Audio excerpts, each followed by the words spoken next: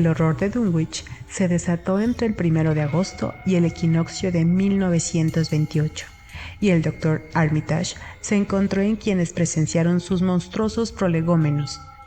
Había oído hablar del grotesco viaje de Wilbur a Cambridge y de los frenéticos esfuerzos que había hecho para tomar prestado o copiar el Necronomicon en la Whittier Library.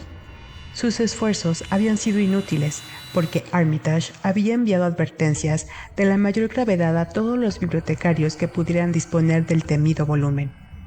Wilbur se había mostrado extremadamente nervioso en Cambridge, ávido por conseguir el libro e igual de ansioso por regresar a casa, como si temiera el resultado de estar demasiado tiempo fuera.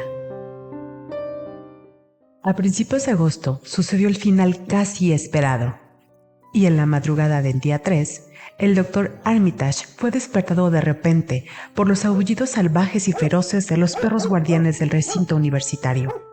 Profundos y terribles, los gruñidos, resoplidos y ladridos medio enloquecidos fueron subiendo de volumen con odiosas y significativas pausas. Poco después resonó el grito de una garganta muy distinta, un grito que despertó a medio Arkham y perturbó sus sueños desde entonces. Un grito que no podía provenir de ningún ser nacido en la tierra. Al menos, no del todo. Armitage se apresuró a ponerse alguna ropa y a correr a través de la calle y el césped hasta el edificio de la universidad, donde vio que otros se le habían adelantado, y oyó los aullidos de la alarma contra ladrones resonando desde la biblioteca. Una ventana abierta mostraba un hueco negro y expectante a la luz de la luna. Lo que fuese había conseguido entrar, porque los ladridos y gritos, que ahora se apagaban en una mezcla de gemido y gruñido graves, procedían inconfundiblemente de adentro. Cierto instinto le advirtió a Armitage de que lo que estaba pasando no debía ser visto por cualquiera, así que apartó con autoridad al grupo de curiosos mientras abría la puerta cerrada con llave del vestíbulo. Entre la gente vio al profesor Warren Rice y al Dr. Francis Morgan, hombres a quienes les había confesado sus conjeturas y recelos. Les hizo una seña para que lo acompañaran. Los sonidos de adentro, salvo un gemido vigilante, zumbante del perro, habían disminuido mucho para entonces. Pero Armitage percibió ahora con súbito asombro que un estridente coro de chotacabras había emprendido entre los arbustos un maldito canturreo rítmico, como acompañando los últimos jadeos de un moribundo. El edificio estaba saturado de un terrible hedor que el Dr. Armitage conocía demasiado bien, y los tres hombres se precipitaron a través del vestíbulo hacia el pequeño salón de lectura de temas genealógicos, de donde provenía el gemido grave. Por un instante, nadie se atrevió a encender la luz. Después, Armitage se armó de coraje y movió el interruptor. Uno de los tres, no es seguro cuál, lanzó un terrible grito al ver lo que tenía delante, en medio de mesas desordenadas y sillas volcadas. El profesor Rice afirma que perdió por completo la conciencia durante un instante, aunque no llegó a tambalearse ni a caer. Lo que yacía tendido de costado, en medio de un charco fétido de líquido purulento, amarillo verdoso, tan pegajoso como la brea, medía casi 2,70 metros de altura, y el perro le había desgarrado toda la ropa y parte de la piel. No estaba del todo muerto, pero se retorcía en silencio, con espasmos, mientras el pecho subía y bajaba, en una concordancia monstruosa con las notas enloquecidas de las expectantes chotacabras del exterior. En la estancia se veían trozos dispersos de cuero de zapato y fragmentos de ropa, y junto a la ventana, una mochila vacía de lona, a donde sin duda la habían arrojado. Cerca del escritorio central había un revólver. Más tarde, un cartucho percutido pero sin pólvora explicó por qué no había sido disparado.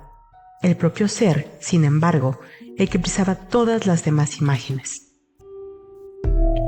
Sería vulgar y no del todo preciso decir que ninguna pluma humana podría describirlo, aunque se puede afirmar con propiedad que no podría ser bien representado por nadie cuyas ideas sobre aspecto y contornos se apegaran demasiado a las formas de vida comunes de este planeta y a las 3 dimensiones conocidas.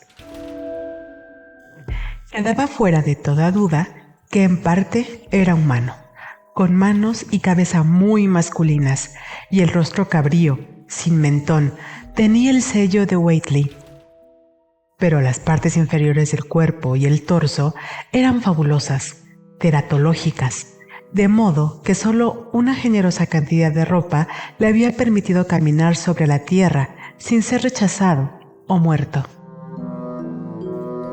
Encima de la cintura era semiantropomorfo, aunque su pecho, donde las patas desgarradoras del perro aún descansaban vigilantes, exhibía el cuero grueso y reticulado de un cocodrilo o un caimán. La espalda estaba sembrada de motas amarillas y negras y sugería vagamente la piel escamosa de ciertas serpientes. Por debajo de la cintura, no obstante, era aún peor, porque allí se esfumaba toda semejanza humana y empezaba la pura fantasía.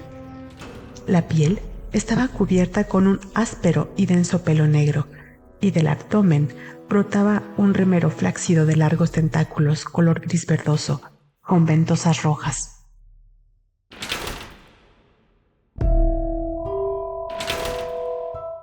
La disposición era singular y parecía seguir la simetría de alguna geometría cósmica desconocida en la Tierra o el sistema solar.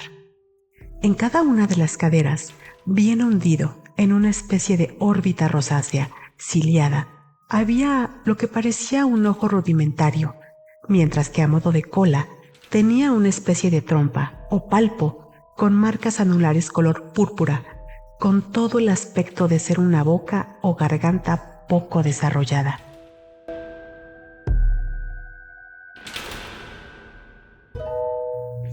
Salvo por el espeso pelaje negro, los miembros se parecían bastante a las patas traseras de los saurios gigantes de la Tierra prehistórica, y terminaban en patas surcadas de venas que no eran pezuñas ni garras.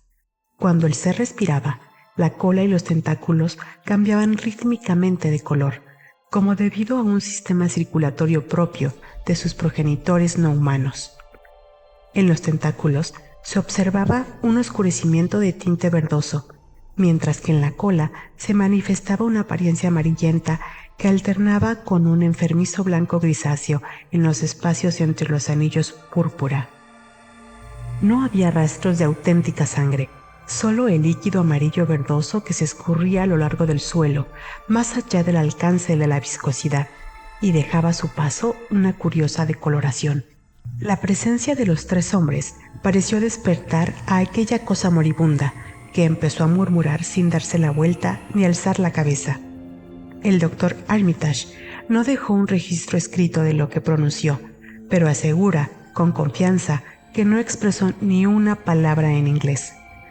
Al principio, las sílabas desafiaban toda correlación con cualquier idioma de la Tierra, pero hacia el final se escucharon algunos fragmentos inconexos tomados indudablemente del Necronomicon, el libro blasfemo en cuya búsqueda había aparecido aquel ser. Los fragmentos, tal como Armitage los recuerda, decían algo así como: Engai, Engada, Bukshagog, Iha, Yog-Sothoth, Yog-Sothoth.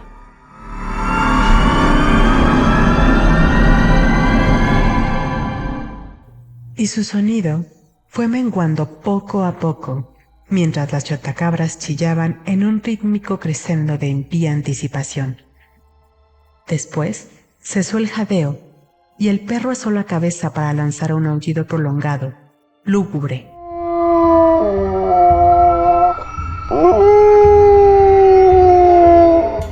Se produjo entonces un cambio en el rostro amarillo, cabrío del ser yacente, y los grandes ojos negros se hundieron aterradoramente en las órbitas. Al otro lado de la ventana, el chillido de las chotacabras cesó de manera brusca, y por encima de los murmullos del grupo de curiosos llegó el sonido de aleteos y revoloteos de pánico.